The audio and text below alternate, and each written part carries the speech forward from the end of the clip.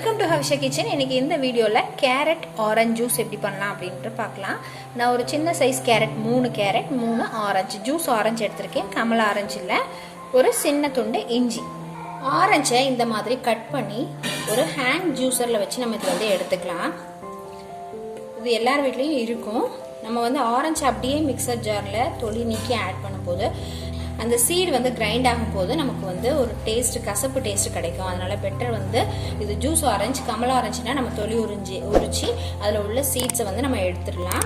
கமலா ஆரஞ்சுனா தொளி உரிச்சு அதோட சீட்ஸை எடுத்துடலாம். பட் இது ஜூஸ் ஆரஞ்சு அப்படின்றதுனால இந்த மாதிரி ஹேண்ட் ஜூஸர்லேயே வச்சு நான் இந்த மாதிரி பிழிஞ்சு எடுத்துக்கிறேன்.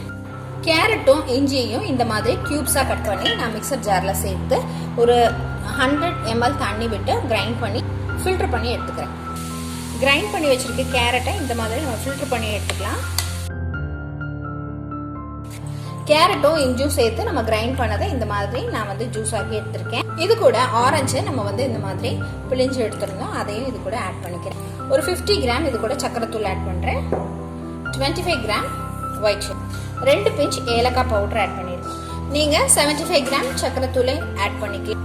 இல்லை தேன், தேவையான அளவு ஹனி கூட ஆட் பண்ணி இந்த ஜூஸை குடிக்கலாம். இது ரொம்ப ஹெல்த்தியான ஜூஸ். ஆரஞ்சு ஜூஸ் நமக்கு சளி தொந்தரவை நீக்கும் தன்மையுடையது.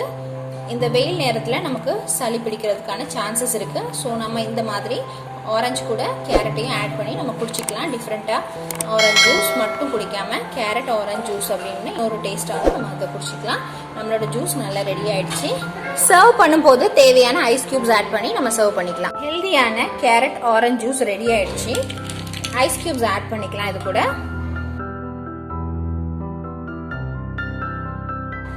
ஹெல்தியான கேரட் ஆரஞ்சு ஜூஸ் ரெடி ஆயிடுச்சு. நீங்களும் இதே மாதிரி உங்க வீட்டில் ட்ரை பண்ணி பாருங்க. டேஸ்ட் எப்படி இருந்தது அப்படிங்கிறத ஹவிஷா கிச்சனுக்கு கமெண்ட் பண்ணுங்க. இந்த வீடியோ உங்களுக்கு பிடிச்சிருக்கும்னு நினைக்கிறேன். மறக்காம ஹவிஷா கிச்சனை சப்ஸ்கிரைப் பண்ணுங்க, லைக் பண்ணுங்க, ஷேர் பண்ணுங்க. தேங்க்யூ ஃபார் வாட்சிங் ஹவிஷா கிச்சன்.